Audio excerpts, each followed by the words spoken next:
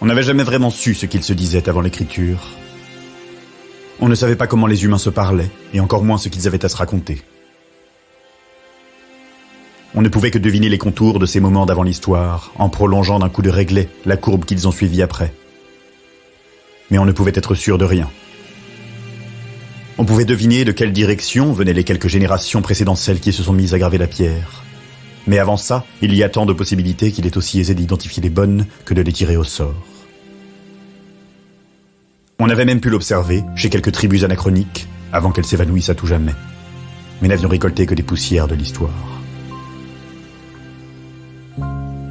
Bien plus tard, on a pu faire parler les pierres, grâce au nouveau procédé que nous avons breveté ici même à l'Institut Guglielmo Marconi, qui permet de lire dans les infinitésimales déformations de la structure de certaines protéines, d'y percevoir les traces fossiles de fréquences émises sur des milliards d'années, des minuscules bosses dans la structure moléculaire formée par les ondes sonores. On s'est acharné à analyser des millions et des millions d'échantillons, des lieux historiques de tous les âges, des objets ayant traversé les époques étaient auscultés massivement à l'aide de petits prélèvements envoyés des quatre coins de la Terre. Nos algorithmes transcrivaient, triaient et nettoyaient ces traces, sélectionnant les bons candidats qui ressemblaient de près ou de loin à des chants ou à des paroles. Il nous a fallu des mois pour affiner notre recherche et tomber sur les premiers résultats. On était seulement une petite centaine à travailler là-dessus, et dans le plus grand secret. Il y a certaines découvertes qu'il faut dépoussiérer un peu avant qu'elles soient dévoilées, sans quoi elles pourraient engendrer des mouvements de foule désagréables. Chacun d'entre nous avait donc prêté serment, en s'engageant à ne rien divulguer au public. On a pu mettre de côté des beaux morceaux d'histoire, des chants des premiers mythes à ceux des poètes disparus. On a tendu une oreille tremblante derrière les prophètes et leurs paroles sacrées, écouté avec émotion les notes des grands maîtres jouant sur leur clavier. On a creusé à travers les nombreux siècles qu'il fallut au chant pour devenir langage. Autour des feux, on a pu épier les plus anciens de nos bavardages.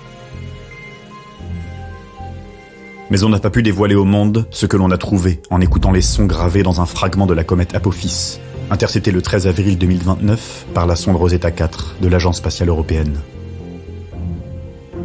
Ce qui se cachait dans le fond diffus de cette archive a bouleversé le champ de notre étude et renversé d'un coup toutes nos connaissances.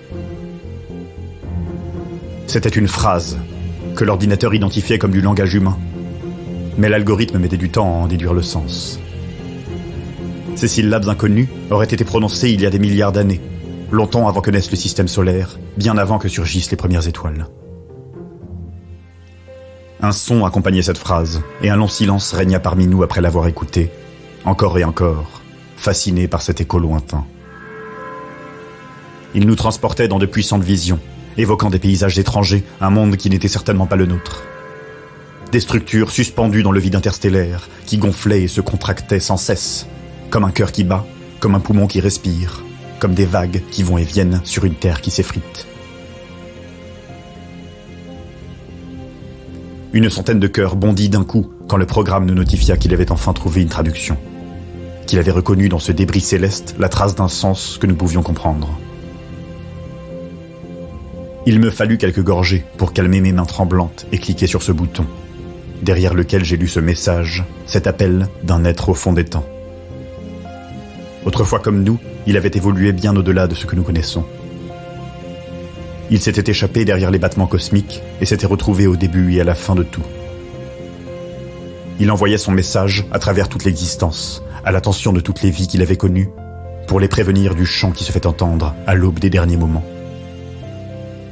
Ce bruit retentissant, qui sonnait le temps des au revoir, le début du grand recommencement, et qu'il fallait accueillir sans rage ni désespoir, mais avec calme et contentement. J'étais encore jeune, le jour où j'ai lu ces mots sur mon écran. Et j'ai pu vieillir en paix car j'ai gardé, durant toutes ces années, le silence ainsi que la raison. Celles et ceux qui osaient rompre le serment disparaissaient d'une balle dans la nuque ou d'un mystérieux coup de vent. La folie n'avait eu aucune pitié pour tant d'autres qui avaient pourchassé ce bruit dans nos sols, nos cieux, mers et océans. Mais puisque la fin est proche et que le son retentit enfin aux portes de notre monde, fonçant vers nous plus vite que la lumière, je n'ai plus rien à craindre. Puisque cette cloche résonnera enfin demain dans notre ciel, je ne peux m'empêcher de vous dire au revoir, mes chers enfants, et de vous le dire avec un grand sourire aux lèvres et au cœur qu'un léger pincement. N'ayez pas peur, car la lumière qui va s'éteindre, d'ici peu rejaillira. Soyez heureux, car revivra très vite ce beau monde qui s'en va.